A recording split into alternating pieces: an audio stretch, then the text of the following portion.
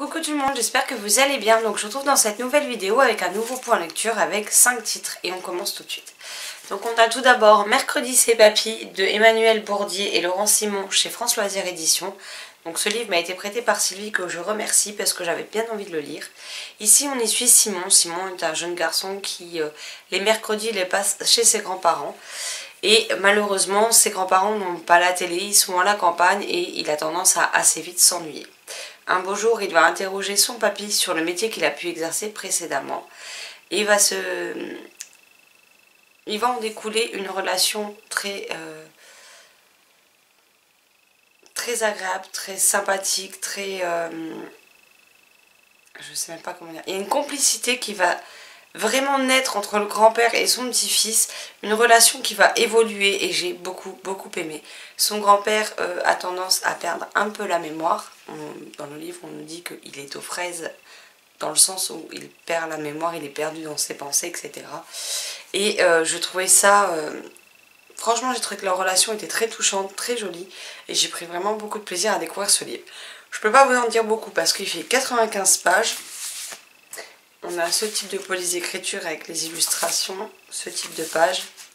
Et les en-têtes de chapitres sont comme ceci. Donc il n'y a pas non plus énormément de choses à lire. Donc c'est pour ça que je ne partirai pas plus dans les détails.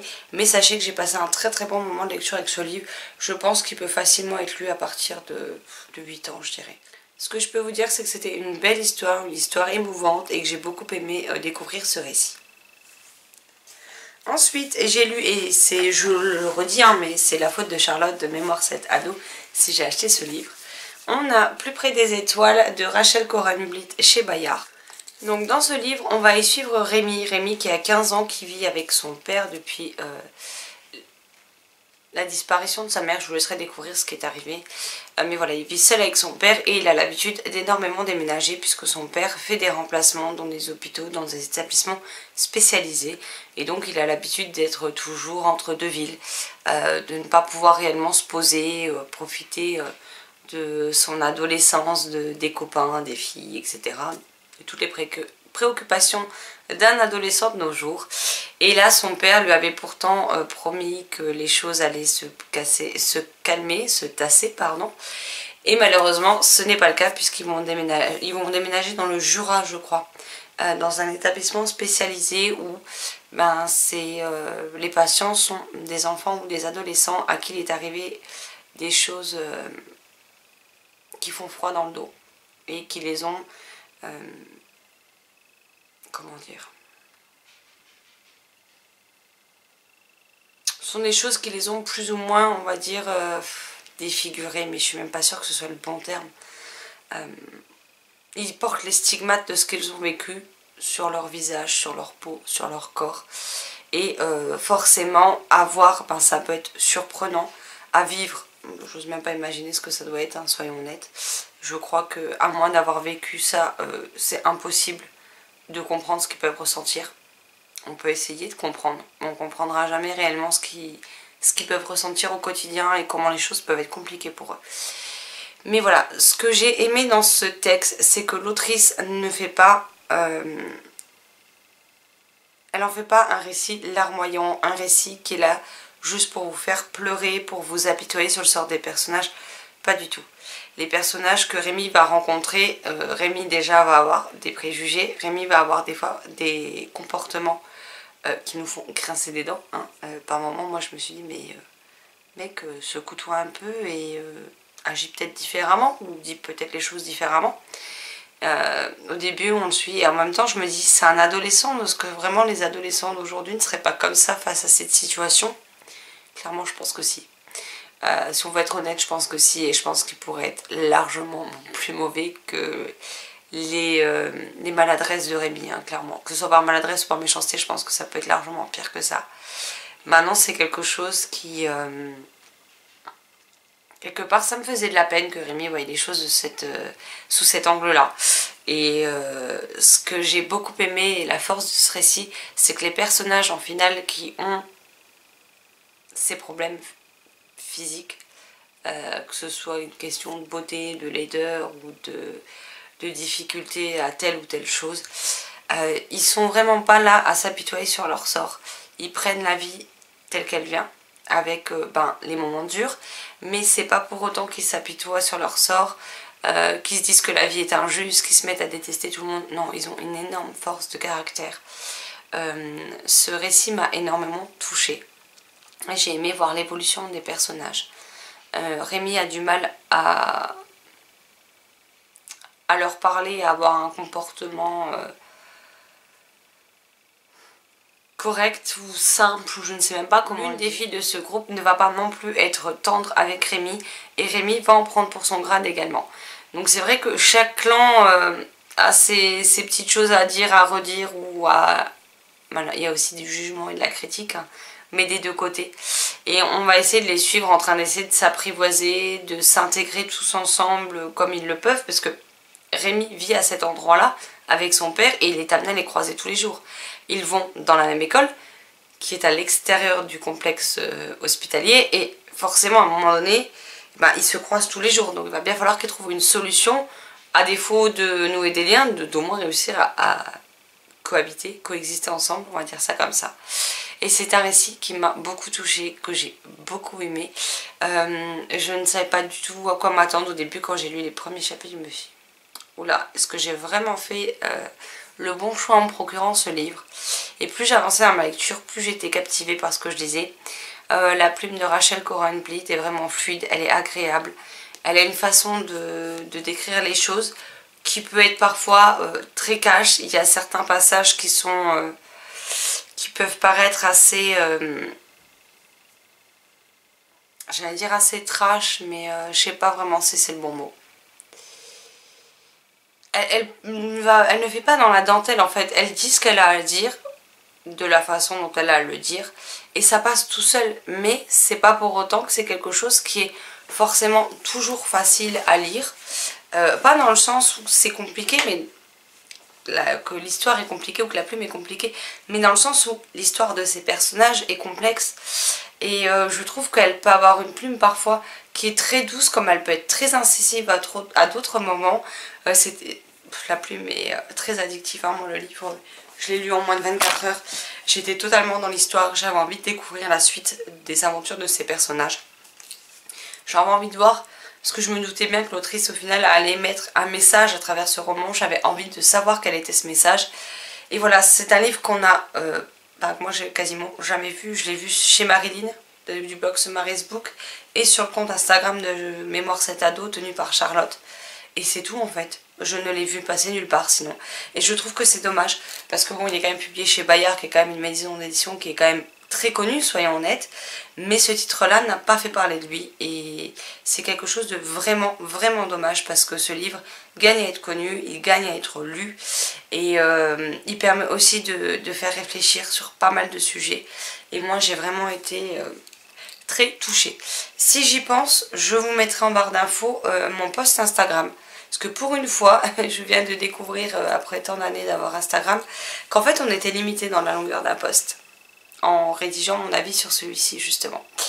Donc voilà, si j'y pense, je vous mettrai le lien de mon avis écrit en barre d'infos. C'était un avis que j'ai écrit à chaud. Et maintenant ça fait un petit moment que je l'ai lu, mais voilà, c'est un livre qui me tient à cœur, que j'ai beaucoup aimé et que je ne peux que vous recommander. Donc voilà, si vous ne connaissez pas, allez-y, foncez. C'était vraiment chouette et c'est des thématiques qu'on ne voit pas en littérature jeunesse, ou en tout cas pas comme ça. Et ça vaut le détour. Donc n'hésitez pas à vous le procurer, à l'emprunter, à, je sais pas, mais à trouver une solution pour pouvoir le lire. Ensuite, j'ai lu Les Mystères de Don Doodle, le tome 1, Le fantôme de la chocolaterie de David O'Connell chez Pekashi. Donc ici, on va y suivre Archie, je sais pas comment on dit, qui vient d'hériter de la plus grosse fabrique de chocolat et de bonbons du pays, puisque ça appartenait à son oncle, un oncle qu'il ne connaissait pas. Donc non seulement il a hérité des différents magasins, il a hérité de l'usine, il a hérité d'un manoir, le manoir où ils vivent. Il a hérité de la fortune acquérie également. Mais aussi d'un autre domaine, mais surtout ben, il a une quête à réaliser pour être sûr d'être un digne héritier et un héritier qui saura continuer à pérenniser l'entreprise comme son oncle l'a voulu. Donc il aura une quête à réaliser pour prouver qu'il est bien le digne héritier et que ben, son oncle ne s'est pas trompé dans son testament. Donc il va y aller avec sa mère, il va découvrir tout ce côté de sa vie qu'il ne connaît pas. Il connaît les chocolats, hein, il connaît les bonbons, mais il ne savait pas du tout qu'il avait un lien avec cet homme. Et il est vraiment très surpris de tout ce que cet oncle qu'il ne connaît pas au final lui a légué. Très rapidement, des phénomènes assez étranges vont apparaître dans le domaine. Je ne sais plus comment s'appelle le domaine, mais bon bref. Voilà, pas mal de phénomènes étranges vont se passer. Il se trouve qu'il manque l'ingrédient secret qui donne ce goût aux bonbons, au caramel, au chocolat et tout ce que vous... Avec sa mère, ils vont essayer de tout faire pour trouver quel est l'ingrédient secret et pouvoir continuer à faire fonctionner tout ça. En plus de la quête qu'il aura lui de son côté. Il va faire des rencontres aussi inattendues que flippantes. Il y a certaines personnes qui font assez flipper dans ce tome-ci. On se demande mais pourquoi ils sont comme ça et ils n'ont aucun scrupule quoi. Mais il va aussi faire la rencontre et des personnes avec qui il va nouer une certaine amitié et c'était quand même dans l'ensemble plutôt très sympa. Maintenant moi c'est vrai que je n'ai pas été emballée dès le début. J'avoue que j'ai eu un peu de mal au début à me plonger dedans parce que je trouvais ça... En fait on avait pas mal de petites choses et je voyais pas où l'auteur voulait spécialement en venir au début.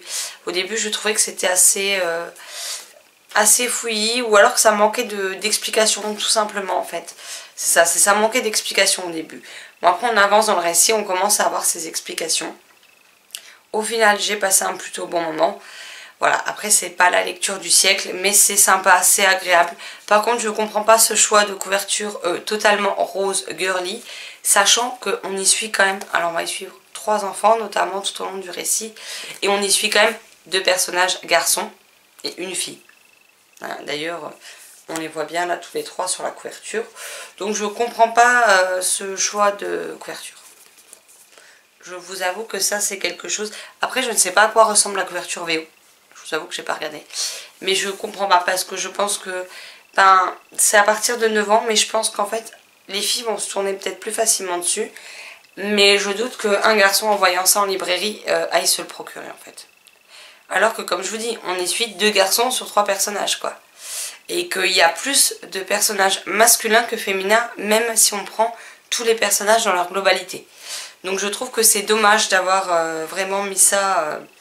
tout de rose parce que je pense que ça va pouvoir bloquer des ventes et que les parents n'oseront peut-être pas, les parents ou la famille n'oseront peut-être pas non plus acheter ce type d'ouvrage pour un garçon.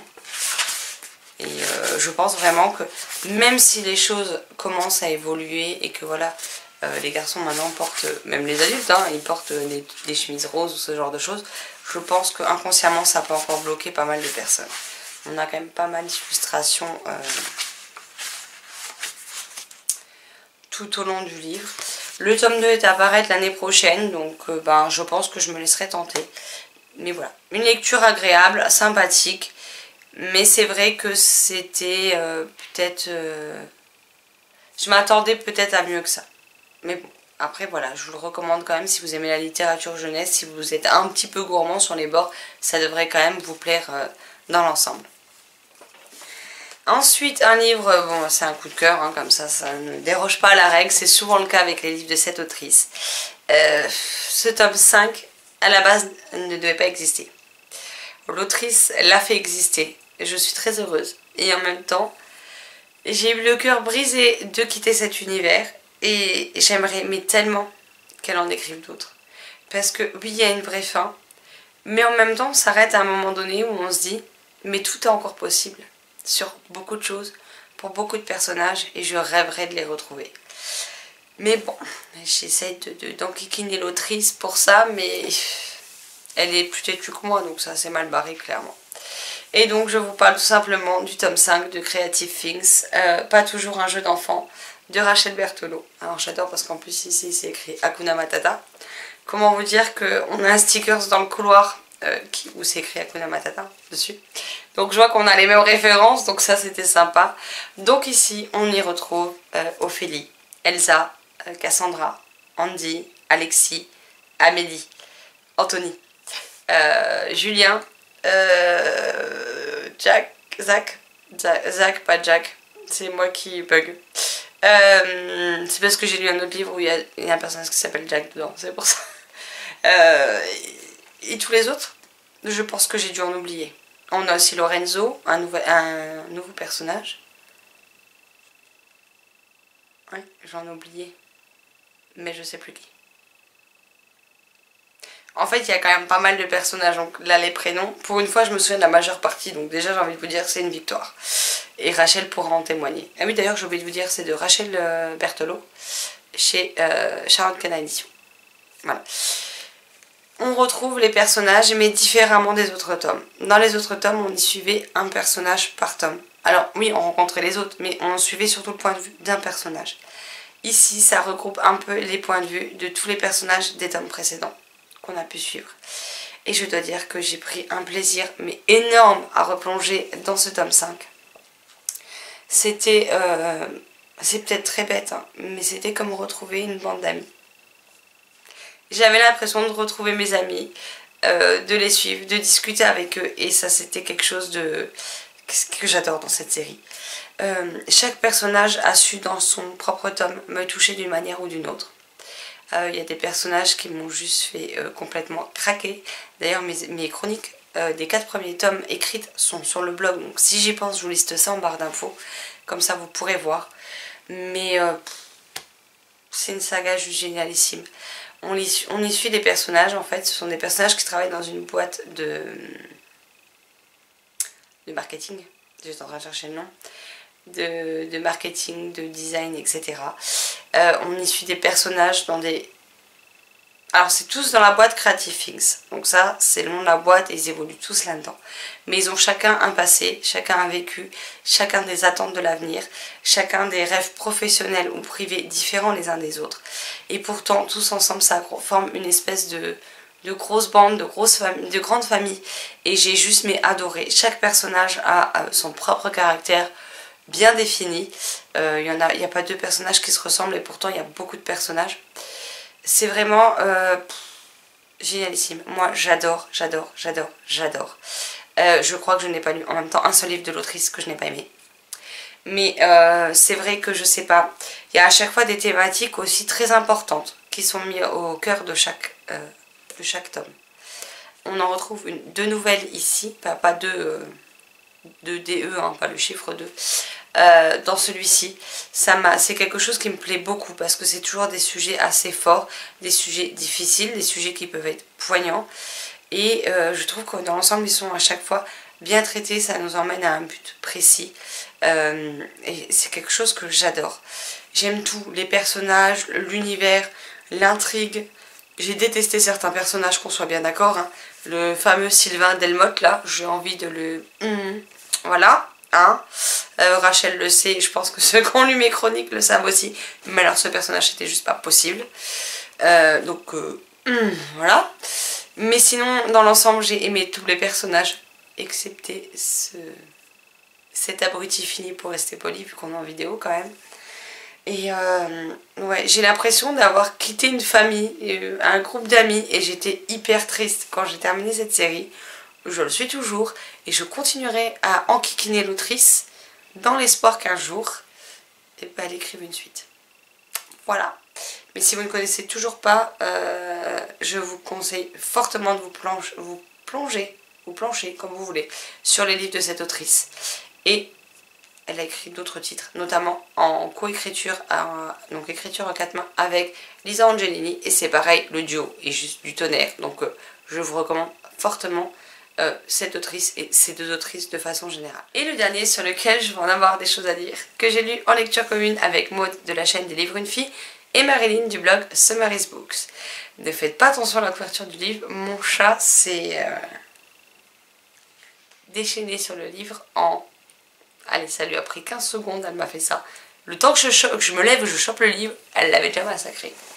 Il s'agit du tome 1 de Entre chien et loup de Malory Blackman chez Milan. Voilà mon chat ce qu'il a fait. Je vous dis, hein, le temps de me lever et d'arriver, et elle m'avait juste défoncé le bouquin. Voilà. Donc le premier tome, c'est oui, à mon marque-page. Moi je l'ai en intégrale, sachant que les filles les ont en tomes séparés. Je ne savais pas que c'était une saison 1. Il y a la saison 2 qui sort en octobre. Si j'ai une bêtise, je vais me faire engueuler à mon avis par les filles, parce que vu qu'elles n'ont pas arrêté de me dire qu'il fallait qu'on ait fini les 4 tomes pour telle date, si j'oublie, voilà, ça craint. Mais moi, mon intégrale fait...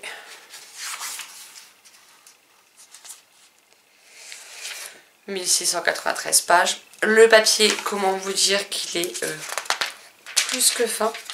C'est-à-dire que vous pouvez lire au travers, non seulement ce qu'il y a au dos de la page, mais ce qu'il y a sur la page d'après. Donc ça, c'est pas génial du tout.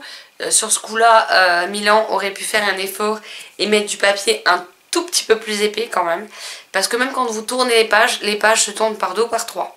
Donc vous êtes là en train de faire comme ça avec la page au milieu pour essayer de la décoller et pouvoir lire la suite du texte correctement. Donc ça, c'est vraiment pas cool. Et j'aurais sans doute pas dû acheter l'intégrale. Donc là, on y suit Calum et Steffi. Ce sont... Alors déjà, on est dans une dystopie. Alors je tiens à préciser que c'est une dystopie qui est ancienne. Maintenant, elle a un certain nombre d'années. Puisque en... Alors en anglais, le premier tome en version originale est sorti en 2001. Donc ça fait 19 ans. Et en France, il est sorti pour la première fois en 2005. Donc il y a 15 ans. Et moi j'ai acheté l'intégrale qui est sortie en 2014. Voilà. Ici on y suit donc Calum et Steffi. On est dans un monde dystopique où les noirs, je n'aime pas dire ça comme ça, je vous dis ce qui est écrit là, tel que ça a été écrit par l'autrice. Je n'aime pas ça. En fait, si vous voulez, il y a un racisme inversé par rapport à ce que nous on connaît. C'est-à-dire que nous, dans notre société actuelle, ce sont, encore une fois, je vais prendre les mots de l'autrice, les blancs qui sont au pouvoir et souvent les noirs, malheureusement, qui subissent le racisme. Là, on est dans un racisme inversé.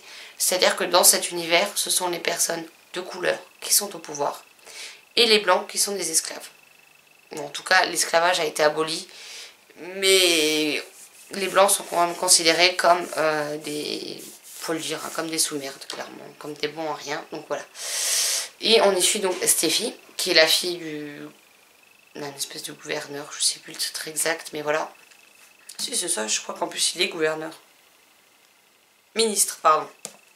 Il est ministre. Et Calum est blanc. Donc, ils se connaissent depuis qu'ils sont tout petits, ils sont amis, mais en grandissant, malheureusement, ils vont voir que entre les primas, donc les gens de couleur, et les nils, les gens blancs, il y a pas mal de différences et que leur relation, leur amitié va être de plus en plus mal vue, elle va être jugée, elle va être critiquée, et des deux côtés, chacun va se faire critiquer parce qu'il côtoie l'autre, et chacun va devoir faire face à des adversités, des épreuves, etc. Ce livre, sur le papier, comme ça, avait tout pour me plaire. On y parle racisme, on y parle dystopie, on y parle difficulté, on y parle de thématiques assez fortes. Donc pour moi, comme ça, je vous aurais dit, je vais adorer. C'est d'ailleurs pour ça que j'ai acheté l'intégrale. Mais je sais pas. Il y a un problème avec ce livre.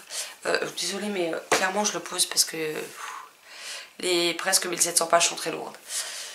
Mon problème, c'est que je ne me suis attachée à aucun personnage. Pourtant, il y en a pas qui étaient personnages. Je ne me suis attachée à aucun personnage. Leur sort m'est totalement indifférent. En temps normal, vous me mettez ça dans un autre titre, j'aurais sans doute pleuré dès les premières pages jusqu'à la toute fin. Là, il se passe des choses qui d'habitude, il m'en faut largement moins que ça pour verser un torrent de larmes. Et là, j'ai fait, ouais, ok.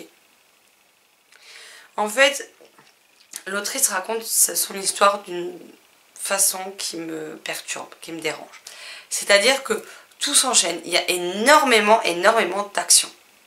Alors, l'action, c'est bien. Mais encore une fois, pour moi, ça ne doit pas se faire au détriment du reste. Là, on a de l'action, sur de l'action, sur de l'action, sur de l'action. On n'a pas de profondeur des personnages. on n'a pas le côté psychologie des personnages qui est particulièrement développé. Donc du coup c'est très difficile de rentrer dans le récit et de s'attacher aux personnages ou d'éprouver quoi que ce soit pour eux. On passe trop rapidement sur les choses. Parfois je ne comprends pas du tout leurs réflexions, leurs agissements. Je vous avoue que pour moi ces personnages sont des énigmes. Je ne comprends pas comment ils peuvent dire ça, agir comme ça ou penser comme ça. C'est quelque chose qui m'a laissé mais... voilà, je n'ai pas d'explication, je ne m'attache pas à eux. En plus, l'autrice a trop vouloir faire, peut-être qu'on s'apitoie sur le sort des personnages. Elle crée tellement de drama les uns sur les autres, c'est un peu comme les actions. C'est bourré d'action et c'est bourré de drama sur drama sur drama sur drama. Ce qui fait qu'à la fin on se dit, ouais, enfin à un moment donné, stop quoi. On a compris, ils ont une vie de merde, rien ne va, c'est bon, stop. À un moment donné, il faut arrêter de s'acharner sur eux comme ça aussi. Et pour le coup, ce qui aurait pu me faire avoir de l'empathie pour eux a fait que c'était trop. Tout était trop. Trop rapide, trop d'action, trop de drama, mais pas assez de profondeur, pas assez de complexité de la personnalité des personnages. L'univers, on sait le strict minimum.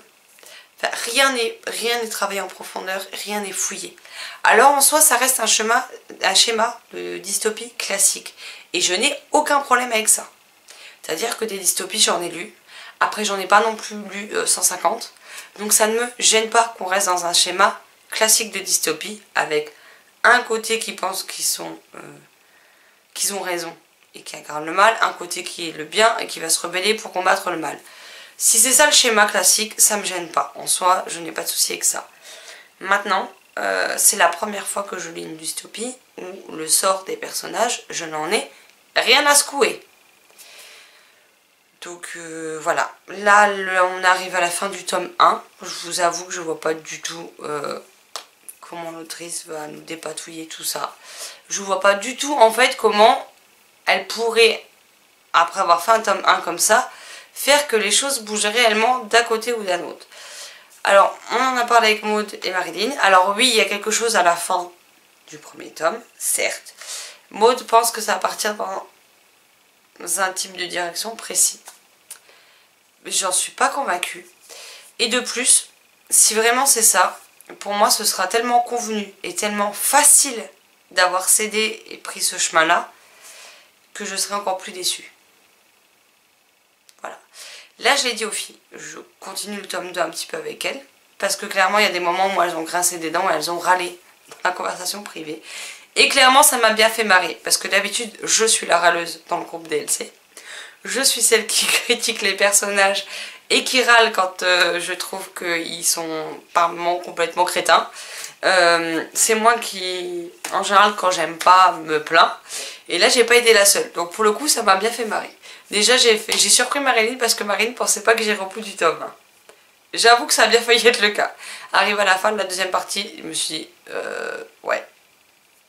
Mais au final, les discussions avec les filles, c'était plus ça qui m'a donné envie de poursuivre, donc j'ai poursuivi, je le dis honnêtement. Là, on commence demain le tome 2. Donc, le découpage n'est pas du tout bien réparti, contrairement à au premier tome, puisque les parties... En fait, il n'y a pas de chapitre. Je vais vous montrer ce que ça donne. Ce sera peut-être un petit peu plus clair pour ceux qui l'ont pas lu. Vous avez un prologue, donc là, ok.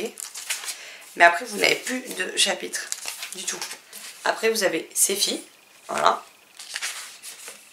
Sur quelques pages, ou des fois sur 10 lignes.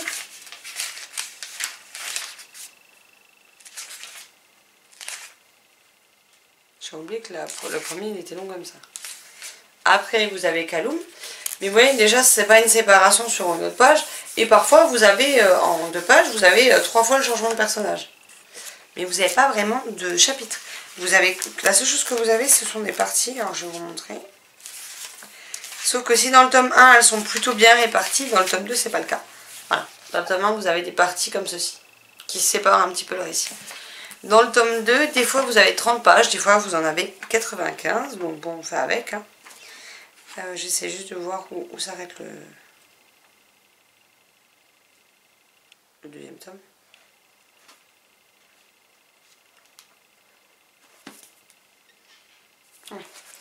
Le premier tome faisait ceci et le deuxième fait cela. Le deuxième tome est un peu plus court. Et ce qui m'inquiète, c'est que d'après ce que Maud m'a dit, alors j'ai pas regardé, je vous avoue, j'ai fait le découpage, mais j'ai pas spécialement regardé qui étaient les personnages qu'on suivait. Et le problème, c'est qu'on va suivre deux personnages que je déteste. Deux personnages qui m'insupportent. Et là, par contre, du coup, ça m'inquiète un peu. Bon, au moment où on retrouve aussi un des deux personnages. Ah, quoique non.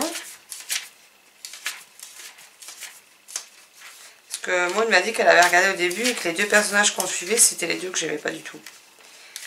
Et qui m'agacent profondément. Mais en fait, non. Ça doit juste être au début parce qu'après, on suit un des deux personnages qu'on a suivi dans le premier tome. J'arrive même pas à décoller les pages tellement elles sont collées ensemble. Alors par contre je comprends pas. On a un chapitre sur un personnage. Après on passe à un autre personnage mais c'est le même.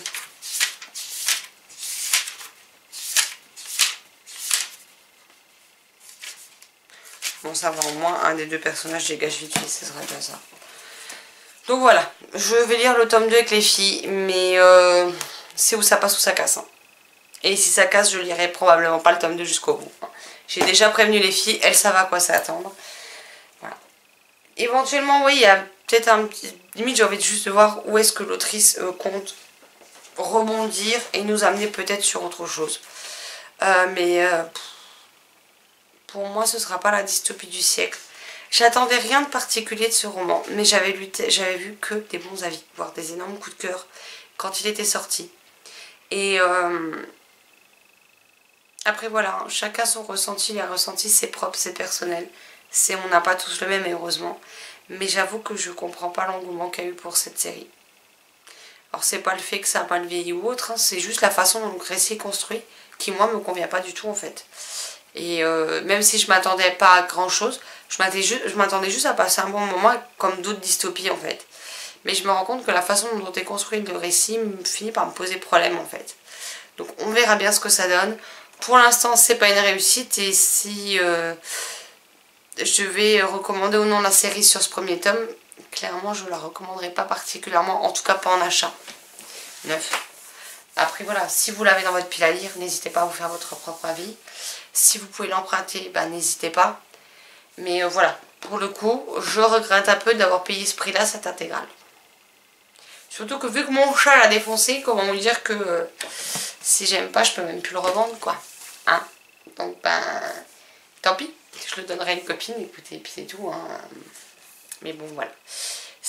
Mais il faut que j'arrête aussi d'acheter des intégrales, parce que même si le prix est beaucoup plus avantageux que d'acheter les tomes séparés en papier, ben malheureusement, quand c'est écrit petit, ou que le papier est aussi fin que du papier à cigarette, comme là, ça complique la lecture, en fait.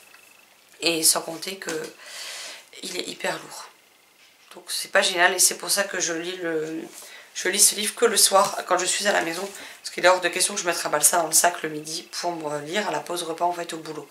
Il est beaucoup trop lourd, j'ai pas envie d'avoir ça sur l'épaule une bonne partie de la journée, donc c'est mort. Voilà, ce point lecture est à présent terminé. N'hésitez pas à me dire si vous avez lu certains de ces titres, s'ils vous font envie ou non. Si vous les avez lus, notamment celui-ci, n'hésitez pas à me dire si vous avez le même ressenti que moi et les filles, ou si au contraire vous avez adoré et pourquoi. Parce que j'avoue que malheureusement j'arrive pas à comprendre ce qui a pu plaire en fait. Par contre je suis totalement ouverte au dialogue, donc sur ça n'hésitez pas à me dire si vous l'avez lu, qu'est-ce qui vous a plu dedans, je me ferai une joie d'en discuter avec vous. Moi malheureusement je reste totalement extérieure au récit, je n'ai pas d'empathie pour les personnages. Et c'est vrai qu'en temps normal, j'aurais déjà abandonné. Parce que moi, livre où je m'attache pas au personnage, c'est pas possible pour moi. Bon, là, je continue encore un peu et on verra ce que ça donne. Voilà, bon, sur ce, je vous laisse. Je vous souhaite un excellent mercredi, de très belles lectures et je vous dis à très vite dans une prochaine vidéo. Bye bye.